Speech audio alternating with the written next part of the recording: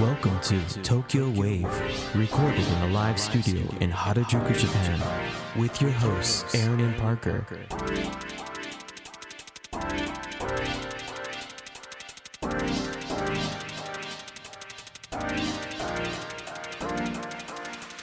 Alright everyone, welcome to episode 102 of Tokyo Wave.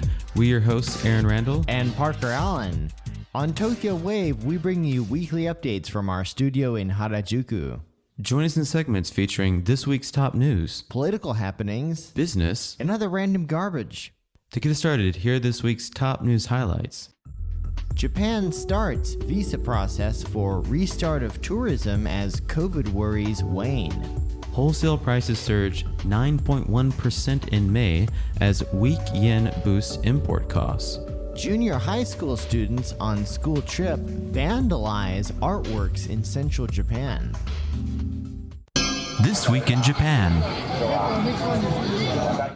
Alright, so our first story. Japan starts visa process for restart of tourism as COVID worries wane.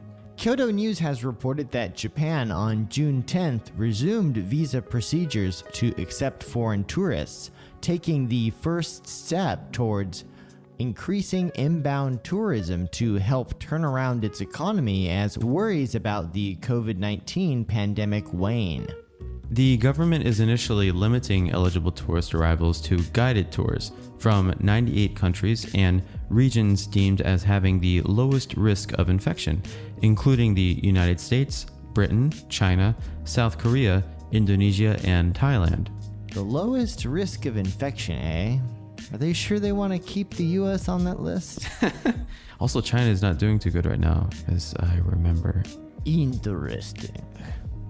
So, authorities expect full-scale arrival of tourists to start around late June at the earliest, as it takes several days to complete the necessary procedures, such as entering applicants' information into a registration system. The easing of entry restrictions follows a step by Japan on June 1st to double its cap on daily arrivals to 20,000 and allow most to forego COVID-19 test and quarantine periods. The guided tour participants will be included in the arrival quota. No more quarantine? No more quarantine. Whoa, that's awesome. But it has to be on a guided tour. So what about us, like, long-term / work visa people? Well, we can do whatever the hell we want to. There's no quarantine for us coming back? Nope. Oh, I did not know that. Lit. So since March, Japan has been gradually easing its rules, giving priority to foreign residents, business people, students, and returning Japanese citizens, among others, while barring the entry of tourists. Transport and Tourism Minister Tetsuo Saito told a press conference on June 10th, quote, "We will make efforts to restore tourism demand by balancing antivirus measures and social and economic activities," adding the first group of tourists is expected to arrive next week at the earliest. Still, it may take some time before Japan reopens its borders to individual tourists as the government remains wary of a potential resurgence of infections, particularly as the country prepares for a House of Councilors election next month.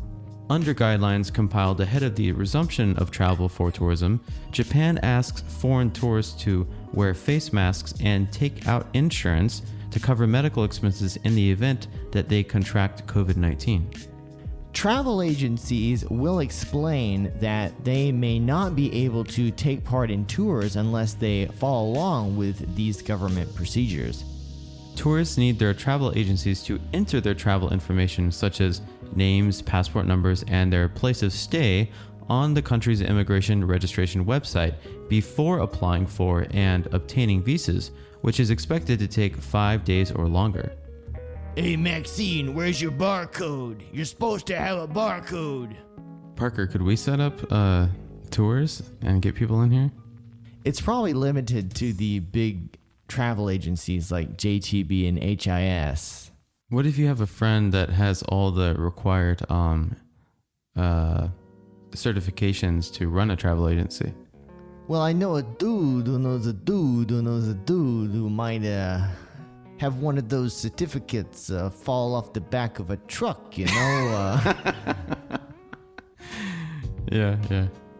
So major travel agencies such as JTB expect the first overseas tourists to arrive sometime between late June and early July, as it will take some time to train employees and prepare for tours in a way that meets the new guidelines, such as buying machines to imprint barcodes on tourists' foreheads. Ah, yes. And implant chips via injection of vaccines. I thought they already did that. But this is the new one, right?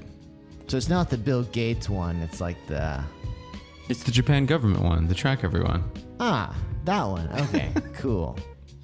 Travel agencies will keep records of the tours, including places visited and where tourists sat on public transportation. And participating tourists found infected with the novel coronavirus will be taken to medical institutions swiftly and executed. So my idea of like opening up my own like quasi tourism agency just stopped. You have to mark where they sat on the train? That's crazy. Yep. You're supposed to like draw a little like hand drawn map or something. I can just imagine like the sort of ridiculous bureaucracy that these travel agencies are going to have to go through. So Jim, he sat on this seat in Romero. He went to the bathroom afterwards, and I don't know, he was in there for like 30 minutes. And then Jessica, I don't know, she went somewhere, and Romero came back with COVID. And then Karen stood up and started talking, so 2 men in black suits took her away, and we don't know where she is now. Yikes. So these guidelines were announced on June 7th after Japan conducted test tours for inbound travelers from the United States, Australia, Singapore, and Thailand. The Thai group's tour was suspended, however, after a participant tested positive for the virus. And I kind of wonder what actually happened. Like, it got suspended. Like, what did they like? Put them all on a bus and send them back to the airport? I mean, sorry guys, tour canceled. Yeah, that's gosh, you know, while we were talking about this, I definitely had delusions of grandeur of starting up my own tourism agency for like a nice quick money grab, and also to help a lot of my friends get back into Japan. But yeah, it lasted about 2 minutes. Yeah. Don't want to do that anymore. These regulations and requirements are insane. And someone's going to catch corona. Come on, man. Like it's not over, right? Like people are still catching. It's not as bad as it used to be, but people are still catching it. So I've heard that it's like a highly transmissible virus. Right. Yeah. You got people from other countries that aren't following, you know, Japan's kind of set up its own protocol, right? Like when we're traveling around Japan, public transportation, taxis, whatever, everyone's got a mask on. You disinfect your hands everywhere. There's, you know, spray everywhere, right? You go. It's not really good for your hands either. It's not good for your hands, but there's like a kind of a routine that everyone's gotten into. Japanese or not, if you're in Japan and you've gotten used to this routine, I'd be willing to bet the countries that are coming in here aren't on the same routine, you know? So it's going to be easier for them to catch the virus, you know? Well, and I also think that, you know, these tour groups, I mean, I kind of feel bad for them because, I mean, obviously they get to come to Japan first, and so I'm sure there's some bragging rights that come with that, but it just doesn't sound like a lot of fun. No. I mean, if the travel agency is obsessed with following all of these stringent guidelines, it just sounds like it's going to be very scripted, very orchestrated, and very controlled, which isn't really my idea of a vacation. No way. I mean, one of the funnest things about coming to Japan, you know, when I first came here over 10 years ago was the adventure and exploration. To wander around. Yes. That's the best nights, or the best, you know, times, or when you wander around, you meet someone, you hang out, and then all of a sudden, before you know it, you're in all-night karaoke, or, you know, doing something cool in Tokyo. Yeah, just, you know, this sort of random cultural experiences, and especially for tourists, you know, that really sort of acclimates you to Japan. And I think for some people, it kind of is that driving force that makes people want to live here, want to think about moving over here long term, maybe, trying to do something beyond just being a tourist. Yeah. Obviously, these guided tours, I don't think are going to engender that. So hopefully this is just a temporary measure to kind of test the waters for independent travel to resume, but we'll have to see what happens. Yeah. All right, and up next, wholesale prices surge 9.1% in May as weak yen boosts import costs.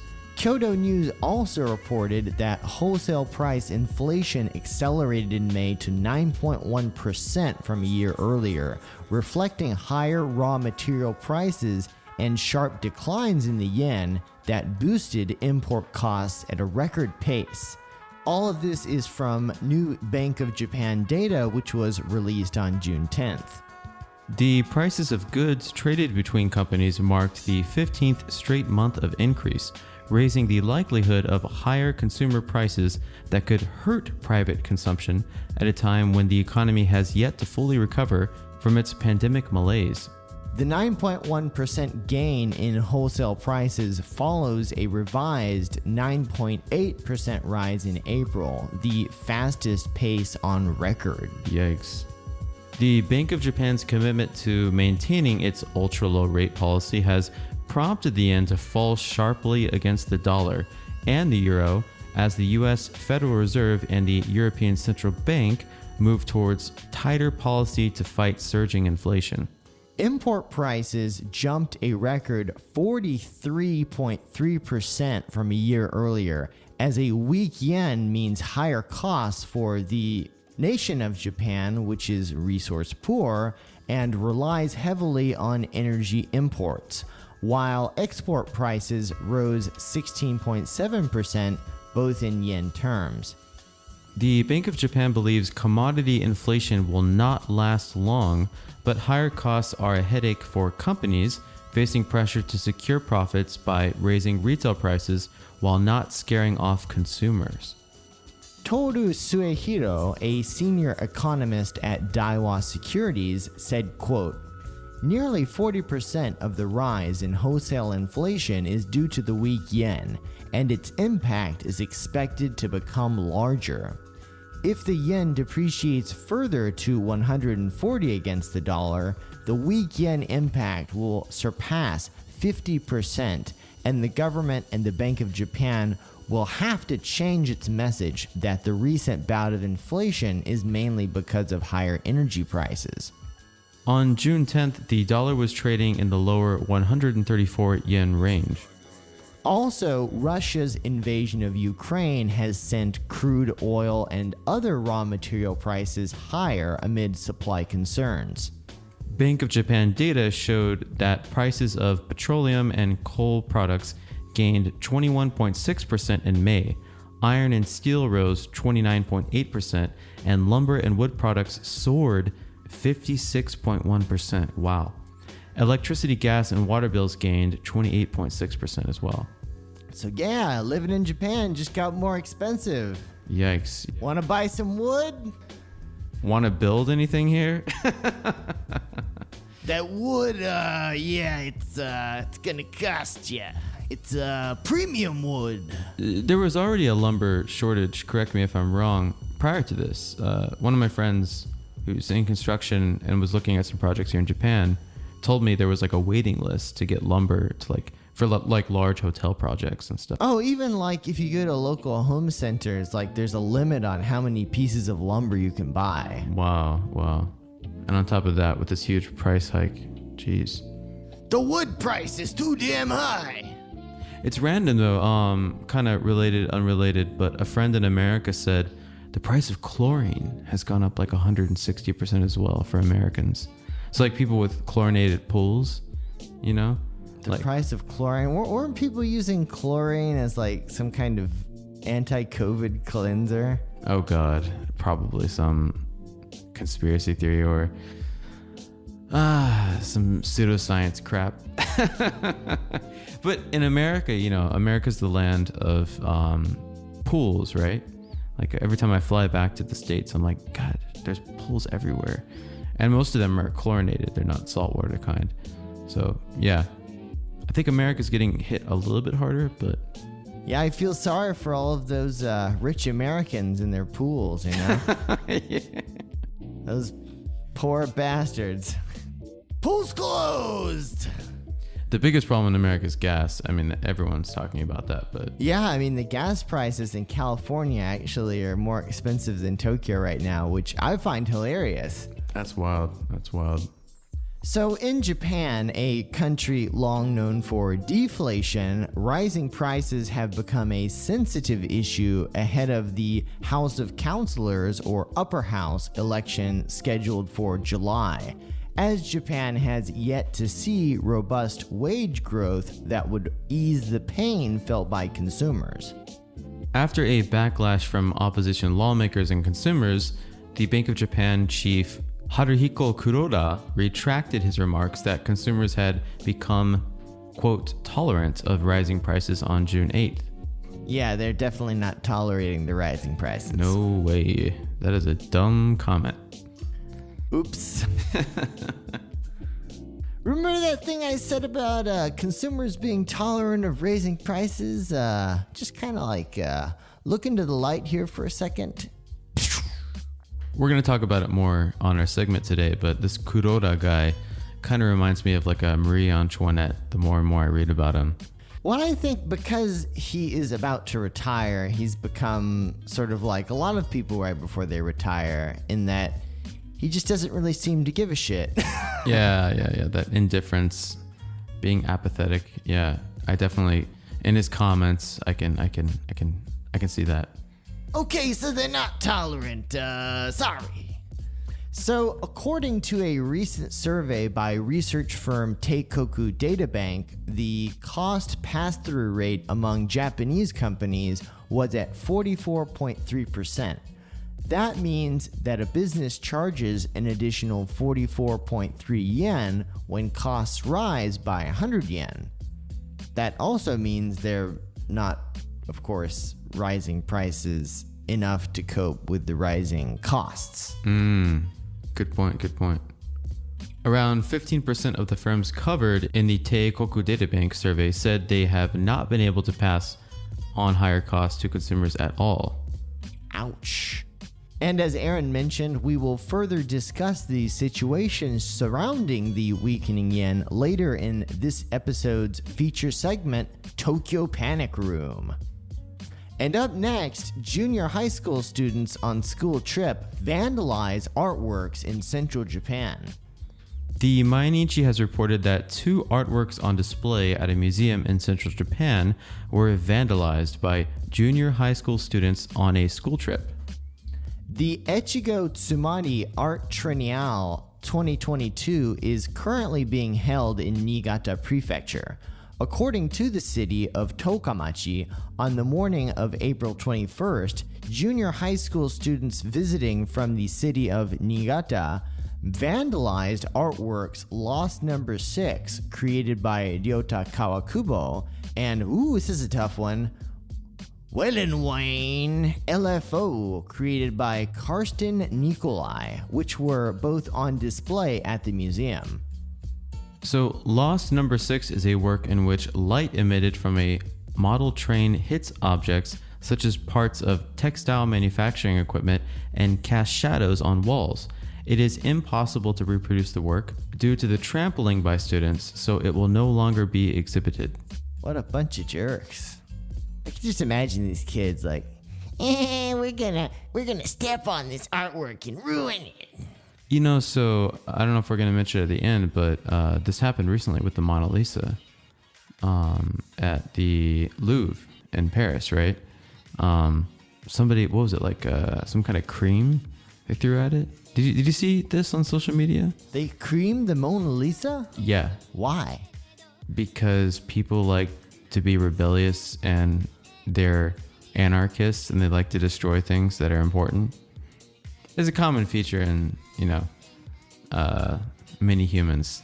Do you know if the perpetrator was French or a foreigner? No idea. I need to look into it. But all I know is I've seen this like on Twitter, Instagram. I even shared it on Instagram because like it's kind of shocking. But the Mona Lisa has actually a piece of glass in front of it. So I think they were able to recover it. I'm not sure. I have to look into that. But I wonder. But what happened to the glass? Not sure. I wonder if this is kind of a copycat or like a trend that's happening right now. You know? Yeah, everybody thinks they're fucking Banksy these days, I guess.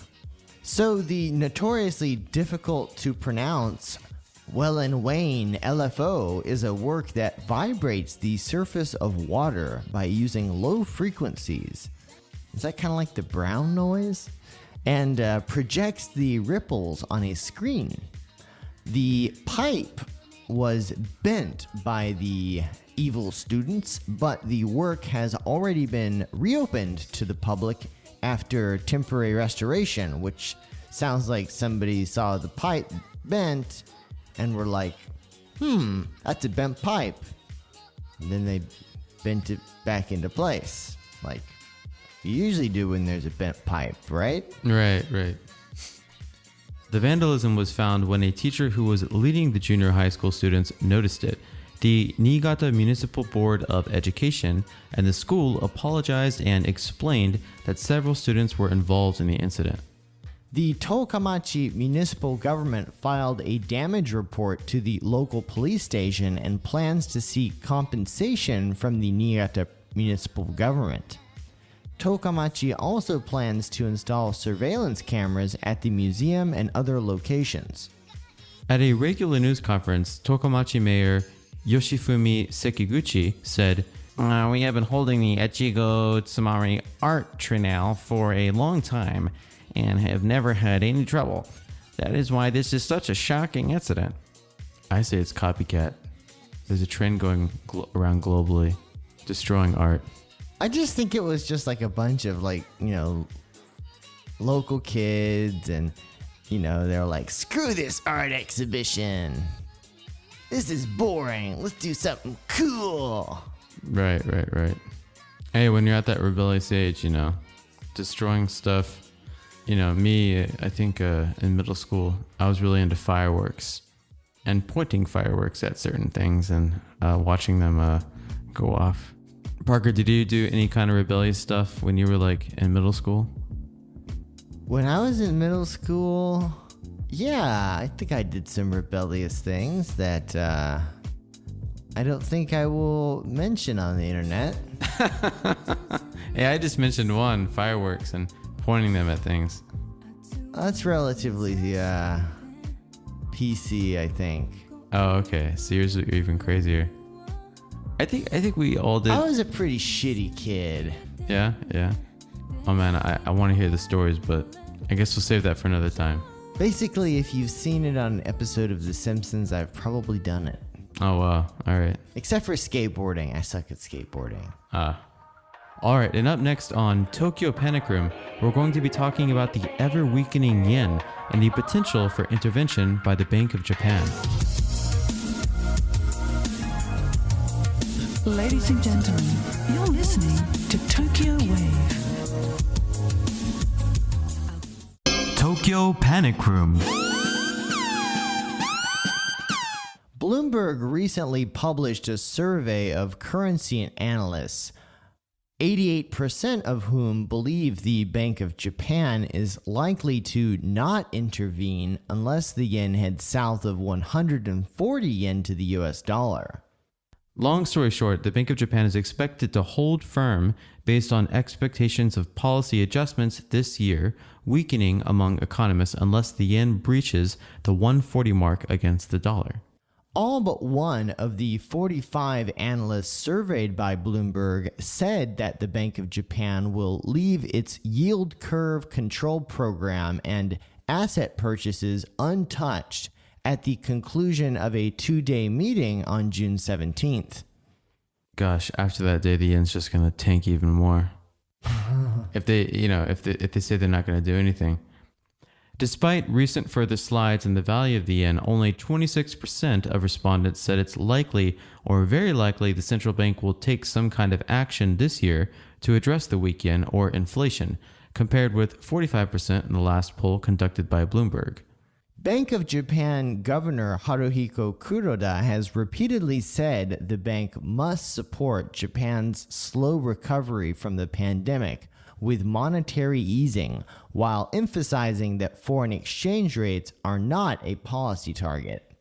I'm just shaking my head because even though that goes direct to the consumer, you know? We want to support the consumers, but we're not going to do anything to help the yen, even though that would help consumers because math! Yeah, not everything is made in Japan, Kuroda. With a heightened focus on interest rate differentials ahead of an expected jumbo hike by the U.S. Federal Reserve, the yen dropped rapidly in recent days to fresh two-decade lows. It has recently broken through the 130 mark economists thought would prompt adjustments in Bloomberg's last survey, which was conducted in April. I want to know more about this jumbo hike. Why does everything in America have to be like hyperbole? They can't just do a regular hike. It has to be a jumbo hike. Yeah, USA, USA, jumbo hike. Well, you know, Parker, it's just the Fed has done some stuff that is just like, I remember, you know, I went to school for finance, and like they told us stuff that like if X happens, this is when you need to worry, and stuff that the Fed did the last year Trump was in office, stuff they've done recently, commodity prices increasing. These are all like super red flags that like I was taught over 10 years ago that like if this happens, like shit is getting bad globally, and kind of all those red flags are happening all at once. Who's the head of the U.S. Federal Reserve now? I mean, by the sound of things, maybe it's like Macho Man or like Arnold Schwarzenegger. So Jerome H. Powell is the head of the Federal Reserve right now. He took office as chair of the Board of Governors of the Federal Reserve on February 5th, 2018 for a 4-year term. Jerome. So can we call it like Jerome's jumbo hike? Probably, but I'd say this is being backed by a lot of people in the U.S. A lot of people in office in the U.S. You know, there's a tendency now to ignore any kind of hyperinflation and just keep raising interest rates, keep printing more money. This has been going on for a while. It was exacerbated during the Trump presidency for sure. I mean, and I'm not blaming it on Trump. Whenever we see a Republican in office in the U.S., stocks go up. Usually, interest rates go up as well to curb any kind of inflation and to keep things normal, keep the dollar strong, right? So basically, the only thing we can do right now is buy Dogecoin. Yeah, we could put all of our money into Dogecoin and ride the wave. Ride the wave. Go to some East Asian country, sit on a beach and drink some, what do you drink there? Grape juice, vodka, and grape juice and vodka doesn't sound very good. Maybe like a pina colada. A pina colada, okay, there we go. That's a good island drink. Pina colada, you got your iPhone with dashboard of all your crypto, but you only have one crypto, so you're only looking at Doge. Actually, your iPhone just shows like this big picture of a Doge on it. And you've got like an iPhone case that's shaped like a dog. Yeah. And actually, like you wear a dog like mask around everywhere. And everyone just thinks you're a dog. Yeah. It's like, whoa, I didn't know there was talking dogs on this island. If you're going to go that far out, you should just make your own coin and just go around and like pump, dump. What do you do? I'm a crypto developer / investor. You want to check out my coin? It's called Dogecoin Plus. Dogecoin squared. Whoa. See, our coin is based off of the value of Dogecoin, but we square the results or double it. We peg it against the Dogecoin to Dogecoin conversion rate and then use this thing we called reverse monetary easing to soften the blow of any potential fluctuations. Long story short, our coin's always going up. Yeah, we're riding the wave, and the wave just keeps on getting higher. Parker, we're joking right now. There was a scam called BitConnect that was based, the BitConnect coin or whatever system they had was based off of the volatility of Bitcoin. Because it was really volatile like a few years ago. Did you see that video with the guy like, BitConnect? It's a really famous like online video of this guy. I bet this guy has a Lamborghini. Oh, dude, this was the biggest pump and dump thing ever. Like, and they just, dude, they were literally, they're like, I think it was an investment scheme. It sounds like someone like watched Wolf of Wall Street. Like it was a how-to video on YouTube. Oh yeah, yeah. And these guys, like, they literally all dropped out. Everyone that had money invested in it lost everything. A lot of people were investing in it because this is when the Bitcoin was like daily changing drastically. So now it's just a low. Yeah. All crypto has taken a dump. The tech correction, as they're calling it. I can't believe all the tech companies. I guess I can believe because they were just so overpriced during 2020 COVID. They're finally, back to normal levels, I guess. So hard to value a tech company, Yeah. I heard a funny quote from an investor. He said, a bear market is the best time for young investors to invest in stocks and watch them go even lower. That's what I did when I inherited a small stock portfolio in 2007 and invested in a portfolio of companies that I thought would grow. And then I saw my portfolio drop by half. Oh, God, this is before the Lehman shock. I was right in the middle of it. Oh, and so God. what I did is I withdrew the other half that I had left and spent it on booze and parties, y'all, because why not? I lost the other half of it because of bullshit, so fuck it. I think It's a true story. I that's... literally withdrew the other half and spent it all on booze and parties. Oh, wow. Hey, when you're young and in Japan, right? I regret it 0%. Yeah. Because I don't even, I never got back into stocks just because I hate the anxiety of the stock goes up, the stock goes down. It's like, what's my stock at? What's my stock at? Yeah. It's honestly, personally speaking, there's no such thing as I don't believe in the idea of passive income, and stock trading is definitely not passive. I mean, if you're a short-term trader, you have to do technical analysis and you're trying to swing trade, right? So that's a daily thing, Does that mean you play the trade both sides? Exactly, man. Well, this one's going down. You take out money and then buy the one when it's on its way up, right? Swing trading. Whoa. But the other methodology is long term, right? So then you need to actually be able to read the financial statements of the companies. You need to be able to go in and look at all these different ratios and whatnot. In finance in college, I was taught that a trained financial advisor, on average or in testing, doesn't perform better than a randomly selected. If the financial advisor selects 20 stocks and you get a computer system to randomly select 20 stocks, the financial professional usually cannot outperform the randomly selected stocks, if that makes sense. Yeah, that totally makes sense because most financial advisors are crooks. Yeah, people, gosh, we're just getting into so much stuff. One of the reasons I didn't go into hard finance after school is because Sounds like hard drugs. Hard finance. well, get a real finance job at a bank or something is because I learned that all these finance jobs, it's all salesmen. They're all trying to sell investing into this bank. They're selling financial products, and during the Lehman shock they were selling extremely dangerous financial products, and it's ugh, I don't want to get involved with that shit. Yeah, it's really yucky stuff. So sorry if you're in finance. It's kind of gross.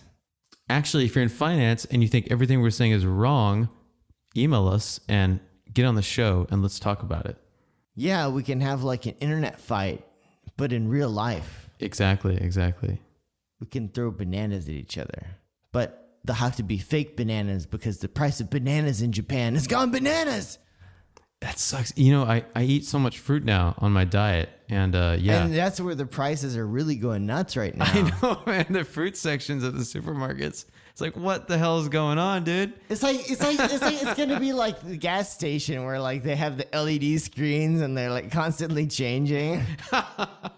Ooh, that would be so brutal.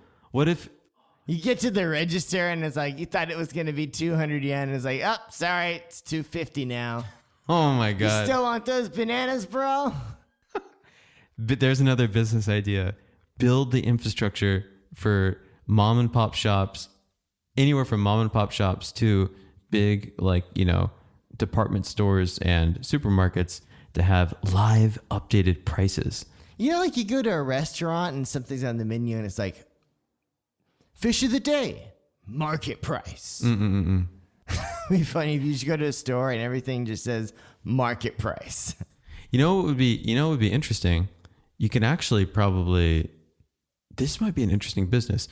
You could try to force customers to purchase things quicker. Like, say it's like, you know, the like 4 apples are like 400 yen, right? It's like lock in, this price only lasts for the next 20 minutes.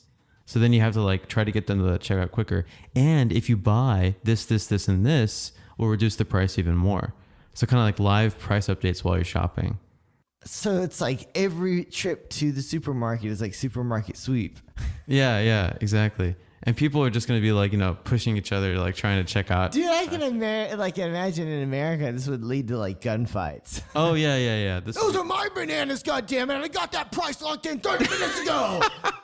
Dude, but actually, you know, I feel like America would be the first place to do something like this. Think about like Black Friday. I mean, like Americans have like a history of like getting into fisticuffs over cheap prices. It's like a national sport. They're like it's like the board of directors at Walmart sitting around with like the CEO of Walmart, like, sir, we don't know what to do. The prices are changing too quickly. What kind of thing could we introduce? And the CEO's like, we need to introduce violence. How are we going to do that, sir? Well, we've already got an ammo section there in the back. Why don't we just make that twice the size and instead of, you know, providing the ammo in cases, why don't we just, you know, sell the bullets in plastic bags, make it easier for them to insert into their firearms. Some shrewd investor has got to listen to this podcast. He's going to be taking notes. He's like, these guys are spitting out gold nuggets. Shit.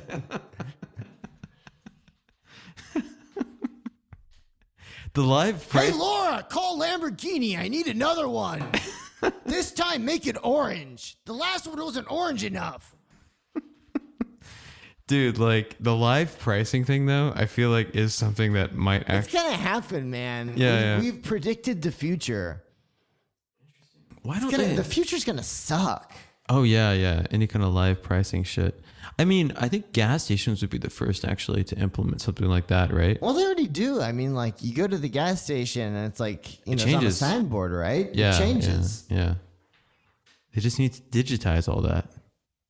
Digitize the prices. Hey, man, during the gold rush, you know who made the most money? The guy selling shovels. So we just need to sell the boards and the system. We just need to sell the digital boards and the systems to make all the pricing variable. And at the front of the supermarket, there's like a leaderboard of like the people who got the best prices. And it has their location too in the store. And on your app, it has like the geolocation of where everyone's at. So Cindy's got like 100 products and she's already like down like a minus 40% on everything.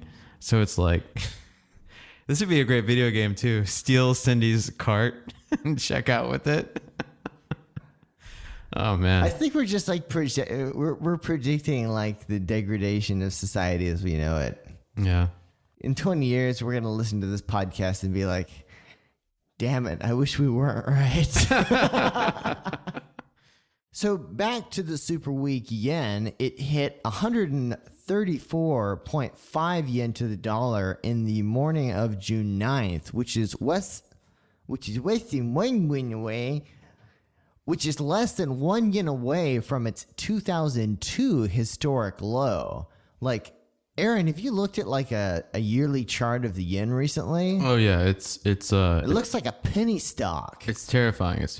Yeah, exactly. If you're looking at this from like a stock investor perspective, this thing is crashing like crazy. Like, seriously, Kuroda needs to like go to New York City, hire Jordan Belfort, bring him to Japan, teach him Japanese, and then get him to pitch the yen. Because he can sell anything. Yeah. There was a whole movie about it. So I'm looking at it right now. 1998 in June, it was at the current level that it's at right now. So, April and basically 1998. Which is, dude, this is what, 24 years ago? Yeah, like 1998, like people who are just starting like new jobs at companies were born in like 1998. Right. The difference is in 1998, Japanese people made a lot more money. They were a lot more, or they had a lot more spending power. They were a lot more wealthier, right? Yeah, and I mean, even in the late 2000s when I was in university, like studying some sociology as a liberal arts major, which basically meant I got to study whatever the hell I wanted to, we talked about the phenomenon of working poor. And, in other countries, when you've got people who are poor and destitute, they tend to accept welfare.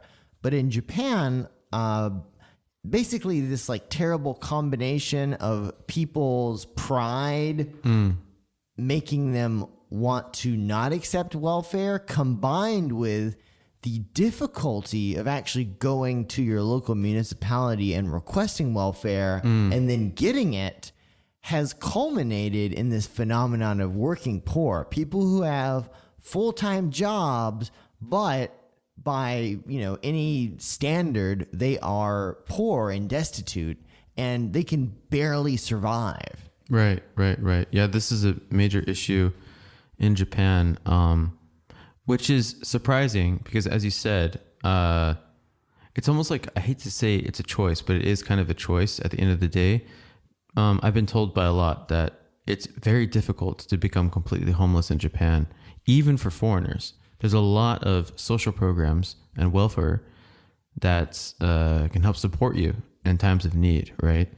But yeah, this is on the TV the other night. I was watching them interview a bunch of quote unquote working poor, and there's people that haven't ate for the past couple days, because of it's some scary stuff. And with this like price hikes everywhere, you're going to see more of this. I mean, we're going to see more homelessness. We're going to see more exacerbation of the working poor problem in Japan. This, I hate to say it, but this is probably going to affect things like the suicide rate. It's probably going to lead to a lot of destruction. Yeah. Crime will probably go up as well. We'll see about that. That's kind of a U.S.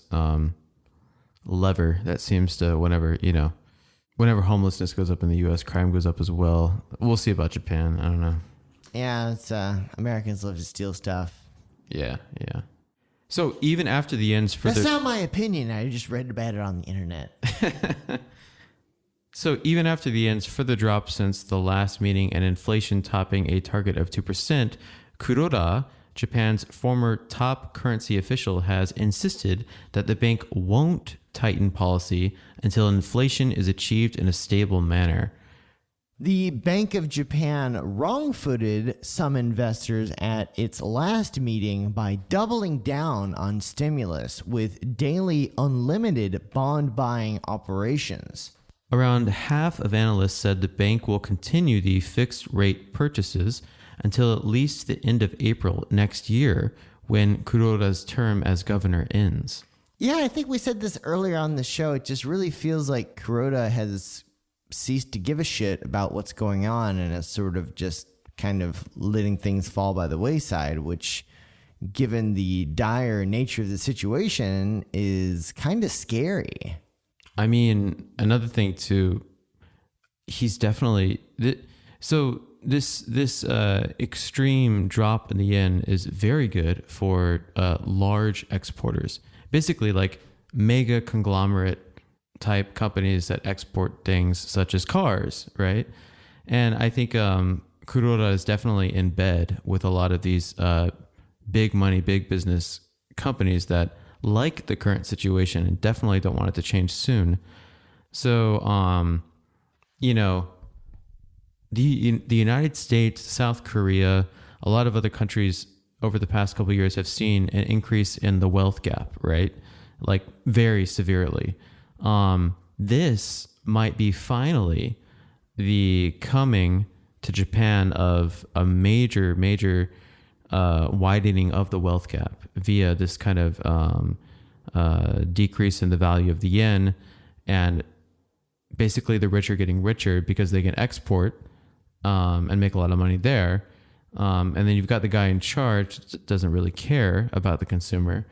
So kind of a doom and gloom, but I think for a while, Japan has kind of been this place, I think, that has been not completely safe or secure from the issue of the wealth gap we see in other countries, but it has been a little bit more fairly distributed in Japan, I would say. Yeah, and I think Japan sort of believes itself that it has a large middle class, which used to be true, but increasingly is more of a visage and less of a reality. Absolutely. Yeah.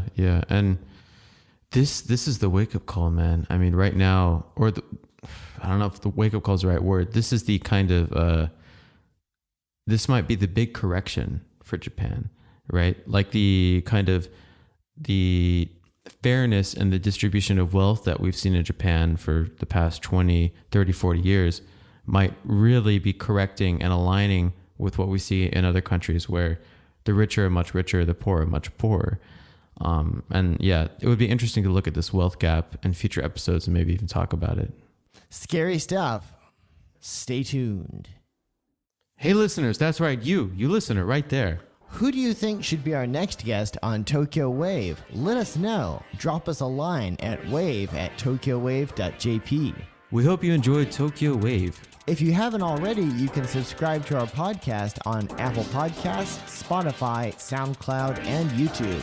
Join us again next week on Tokyo Wave.